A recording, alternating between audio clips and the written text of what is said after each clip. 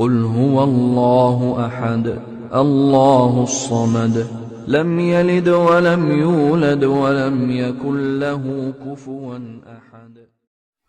الحمد لله رب العالمين والصلاة والسلام على أشرف الأنبياء والمرسلين وعلى آله وأصحابه أجمعين. அம்மா பாத். அன்பான சகோதரர்களே சகோதரிகளே,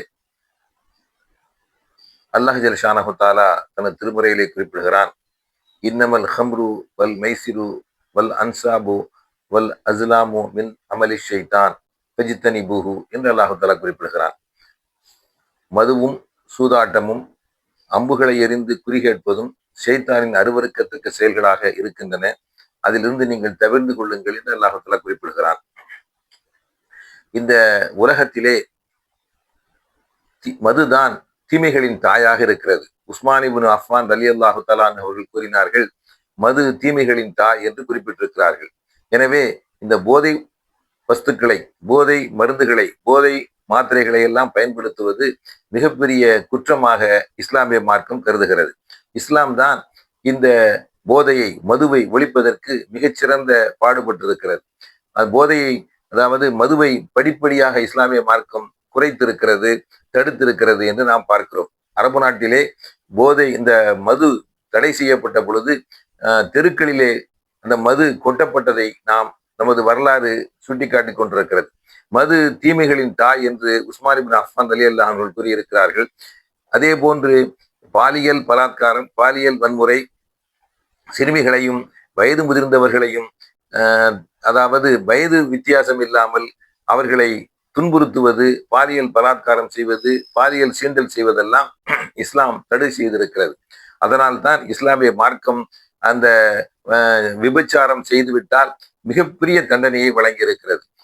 அதனால் இந்த சமுதாயத்திலே நாம் பார்க்கிறோம், மதுவை அரசாங்கமே விற்று கொண்டிருக்கின்ற ஒரு நிலையை பார்க்கிறோம். அரசாங்கமே மதுவை ஊக்குவிக்கிறது.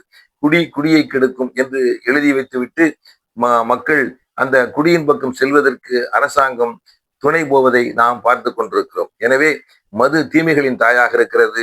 இந்த உலகத்தில் நடக்கின்ற அத்தனை தீமைகளுக்கும் தாயாக மதுதான் திகழ்ந்திருப்பதை நம்மால் பார்க்க முடிகிறது. எனவே மதுவை ஒழிக்க வேண்டும் என்று சொன்னால் மட்டும் போதாது, அதை செயலிலே காட்ட வேண்டும். அதுபோன்று பாலியல் பலாத்காரத்திற்கும் இஸ்லாமிய மார்க்கம் தண்டனைகளை வழங்கி இருக்கிறது. அந்த தண்டனைகளை வழங்குகின்ற பொழுது ஒரு கூட்டம் பார்க்கட்டும் என்று இஸ்லாமிய மார்க்கம் குறிப்பிடுகிறது. எனவே அந்த தண்டனை என்னவென்று சொன்னால், அவன் திருமணம் முடிக்காதவனாக இருந்தால், விபச்சாரத்தில் ஈடுபட்டு விட்டால் கல்லால் இருந்து, அதாவது கசையடி கொடுக்க வேண்டும், சாட்டையடி கொடுக்க வேண்டும். அவன் திருமணம் முடித்தவனாக இருந்தால் கல்லால் இருந்து கொல்ல வேண்டும் என்று இஸ்லாமிய மார்க்கம் மிக கடுமையான சட்டங்களை போட்டிருப்பதை பார்க்கிறோம்.